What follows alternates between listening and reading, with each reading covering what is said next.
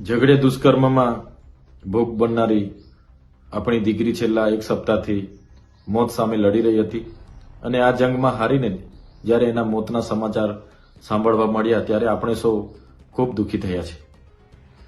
ત્યારે એમની માતા પિતા એમના પરિવાર પર શું ગુજરતી હશે એ સંવેદના સાથે આપણે સૌએ વિચારવું પડશે।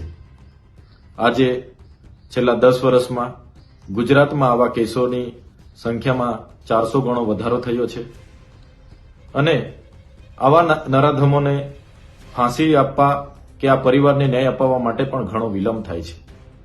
આજે પોક્સો જેવા 4375 કેસો આજે કોર્ટોમાં પેન્ડિંગ છે।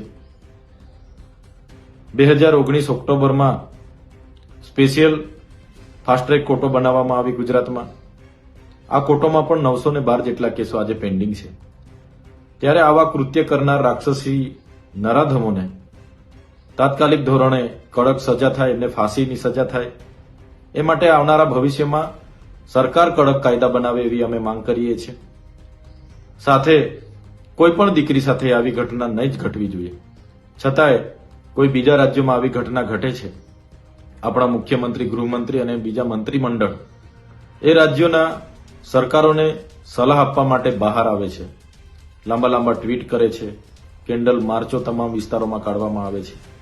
ઝઘડેની ઘટનામાં આટલા દિવસો સુધી સ્થાનિક નેતા હોય કે ગુજરાત સરકારના ગૃહમંત્રી, મુખ્યમંત્રી જે મૌન સેવ્યું છે એ મૌન આવા કૃત્ય કરનાર લોકોને હિંમત આપતું હોય છે। એટલા માટે આવનારા ભવિષ્યમાં કડકમાં કડક કાયદા થાય અને આવા કૃત્ય કરનાર વ્યક્તિને જાહેરમાં ફાંસી મળે એવી અમે માંગ કરીએ છીએ।